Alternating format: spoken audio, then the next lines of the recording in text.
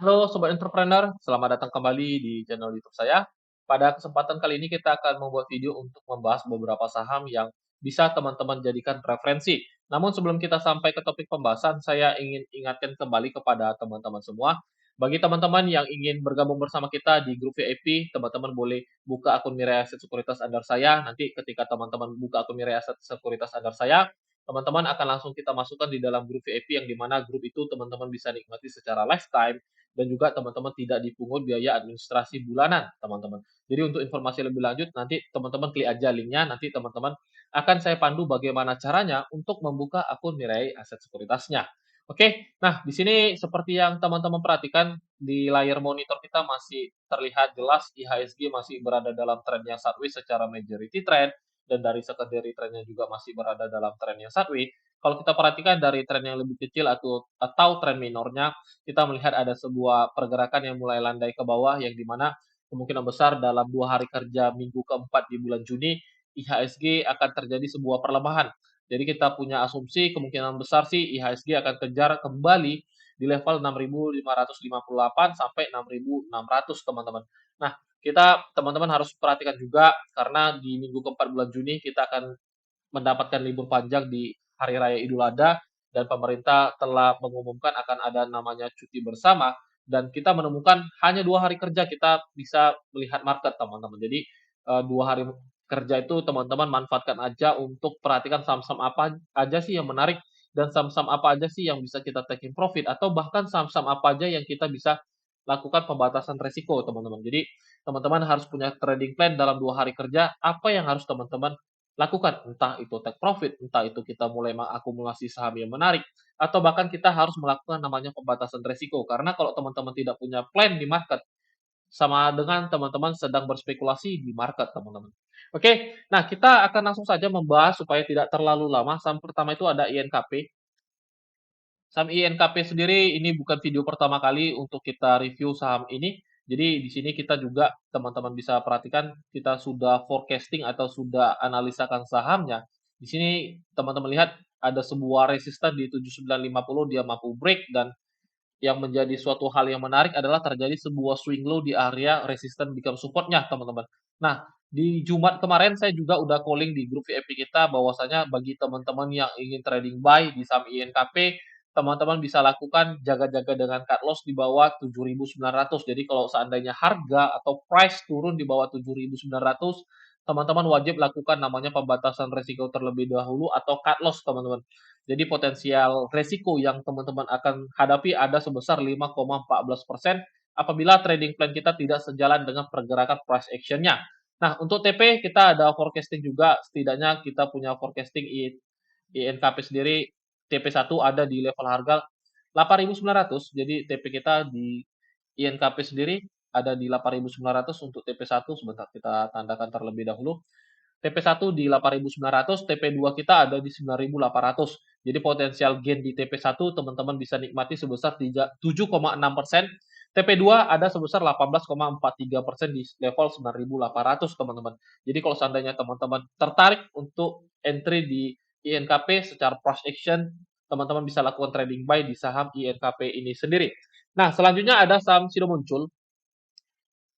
Untuk saham Sido juga, ada sesuatu hal yang menarik kita lihat di sini memang dari secara trennya dia masih berada dalam tren yang bearish dari sini kita perhatikan 3 Maret ya. Jadi sudah 3 bulan berarti kita bisa asumsikan dari peak ke low-nya ini dia berada dalam tren yang secondary.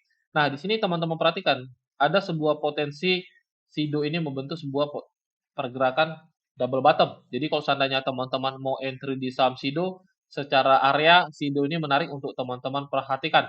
Nah, untuk TP1 mungkin, cukup kecil lah, karena kita ada naik line di area ini, di 765 adalah naik line-nya. Jadi kalau seandainya teman-teman ingin entry, besok trading plan-nya itu seperti ini, teman-teman entry di open market besok. Cut loss-nya sendiri teman-teman cukup buat di 710 aja. Jadi cut loss-nya sendiri ada 3,4%, TP1 ada di 765, kita buat TP1 ada di 765.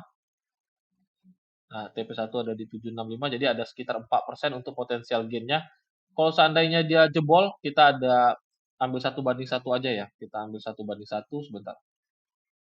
1 banding 1 dari sini. Oke. Nah, kita tarik seperti ini teman-teman. Jadi kita lihat di 820. Jadi di 820 adalah TP2 kita.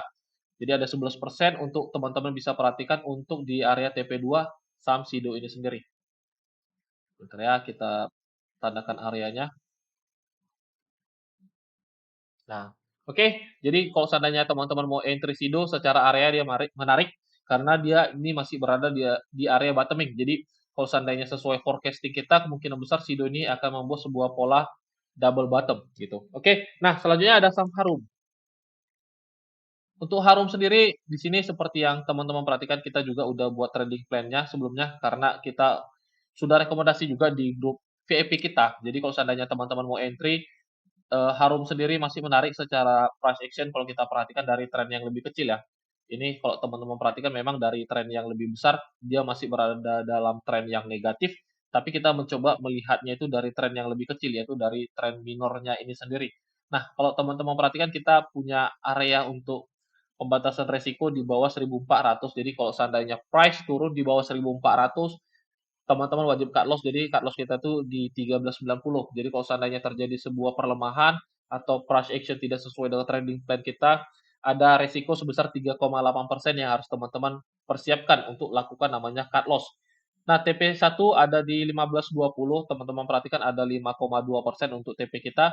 TP2-nya itu ada di 15,85. Jadi ada 9,6% untuk teman-teman bisa nikmati apabila price sejalan dengan trading plan kita. Kalau seandainya dia break di atas 1585 atau kita katakan 1590, berarti ada sebuah konfirmasi secara secondary trend saham Harum ini akan reversal dari trend bearish ke trend bullish-nya, teman-teman. Kalau kita lihat dari Fibonacci, kalau seandainya dia mampu break 1590, teman-teman bisa perhatikan TP selanjutnya itu ada di 1700 ya. Kita paskan aja deh di 1700, di TP2 di 1900 teman-teman. Jadi untuk Harum sendiri kalau seandainya teman-teman mau entry, teman-teman bisa lakukan yang paling penting adalah jalankan trading plan-nya dengan cut loss, perhatikan area pembatasan risiko kita apabila price turun di bawah 1400. Nah, selanjutnya ada MBMA. Jadi MBMA sendiri kita masih rekomendasikan, teman-teman perhatikan kita udah pernah rekomendasikan dari area bawahnya ini ketika dia sebelum break di bawah sebelum break di atas 800. Tapi kalau seandainya teman-teman mau entry, kita masih bisa rekomendasikan saham MBMA ini, teman-teman perhatikan, dan ini terjadi sebuah rejection, tandanya ada standby buyer yang selalu standby ketika price turun dekat area 800, dia langsung membeli saham MBMA ini sendiri. Nah, untuk cut loss, teman-teman lihat kita cut loss di bawah 800 saja. Jadi ketika price turun di bawah 800, let's say kita katakan di 795, teman-teman wajib lakukan pembatasan resiko terlebih dahulu dan pembatasan resiko kita ada 4% potensial risk yang harus teman-teman perhatikan dan TP1 kita ada di 880, ada 6% untuk profit di area TP1.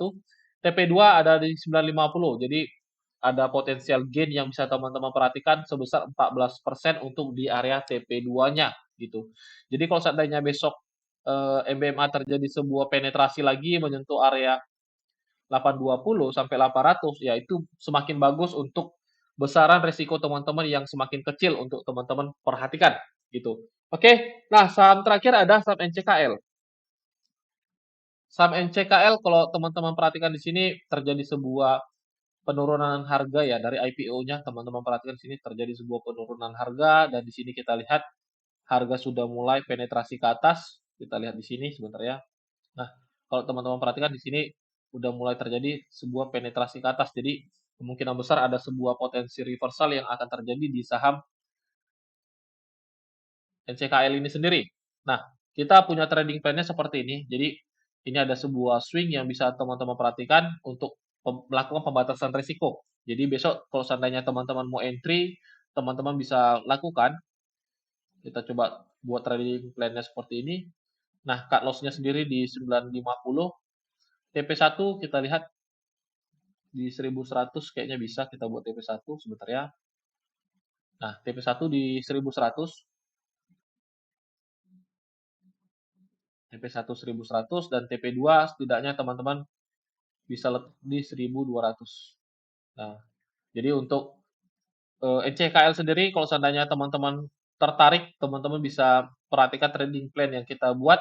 dan kalau seandainya price turun di bawah 955, teman-teman wajib lakukan pembatasan risiko terlebih dahulu gitu. Karena, sangat beresiko kalau seandainya teman-teman masuk ke market dengan status trading, tapi tidak menjalankan trading plan dengan stop loss. Karena sebagus apapun metode teman-teman, tapi tidak menjalankannya dengan stop loss, itu adalah metode terburuk yang akan teman-teman lakukan ketika teman-teman itu masuk ke market nantinya. Oke, mungkin sampai di sini aja saham-saham yang kita bahas. Semoga 5 saham rekomendasi kita bisa bermanfaat bagi teman-teman semua. Kembali saya ingatkan kepada teman-teman, jadi bagi teman-teman yang ingin bergabung bersama kita, join di grup VIP, teman-teman hanya cukup buka akun Mirai Aset Sekuritas under saya aja. Nanti teman-teman ketika akun Mirai Aset Sekuritasnya sudah jadi, nanti teman-teman akan kita langsung invite di dalam grup VIP. Oke, sampai di sini aja videonya. Sampai jumpa di video-video selanjutnya. Salam entrepreneur.